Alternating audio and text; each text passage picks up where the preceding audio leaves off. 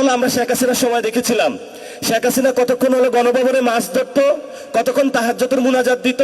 তো একজনকে ফেসিস্ট সিস্টেমের কাঠামোর অনেক উপরে উঠানো হয়েছে। সবাই দুনিয়ার খারাপ, শেখ হাসিনা ভালো ছিল। এখন এই পরিস্থিতি দেখতে পাচ্ছি সবাই খারাপ, কেউ চান্দাবাজ, কেউ দুর্নীতিবাজ, কেউ সন্ত্রাসী, কিন্তু একজন আল্লামা উপস্থিত হয়েছেন, উনি সব ভালো। উনি ট্রাফিক সিগন্যালে দাঁড়িয়ে যান, বিদ্যুৎ কমিয়ে দেন, সব কিছু উনি ভালো কাজ করে। কিন্তু আমি আপনাদেরকে অনুরোধ করব, আপনারও মেয়ে সন্তান আছে 2 জন, আপনার ওয়াইফ আছে, আমাদেরও মা বোন আছে।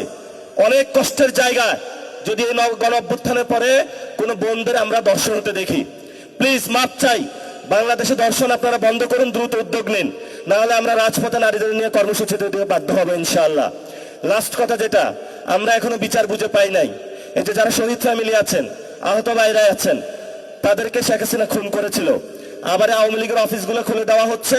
এইসব ফাইজলামি আপনারা বাংলাদেশে করবেন না। যদি আপনারা ফাইজলামি করতে চান তাহলে কিভাবে হলো আপনাদেরকে সাইজ করতে হয় সেটাও আমরা জানি।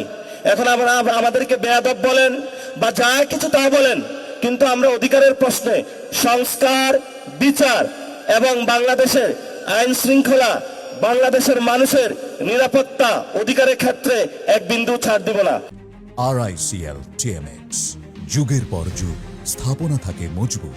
এটা আমাদের স্ট্রেট ফরওয়ার্ড কথা, এবং আপনারা যদি আসেন রাজপথে লড়াই হবে, কিন্তু আমরা এই ক্ষেত্রে এক বিন্দু ছাড় দিতে রাজি না।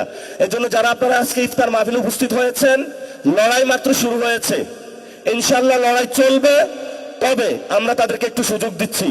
এই সুযোগ মানে এটা না যে তাদেরকে আমরা একদম কার্ড দিয়ে দিয়েছি, যা ইচ্ছা বাংলাদেশে বসে করবে আর আমরা এখানে নাই, এমন না।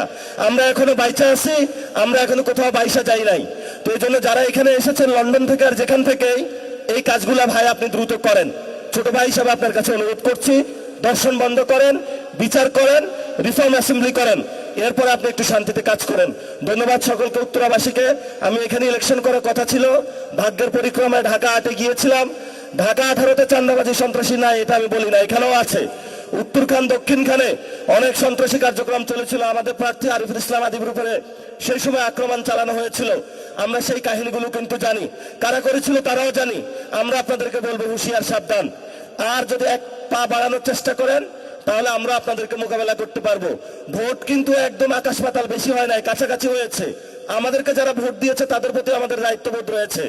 এই জন্য হলে ধীরে সুস্থে কাজ করবেন, উচ্ছৃঙ্খল ভাবে গাড়ি চালাবেন না।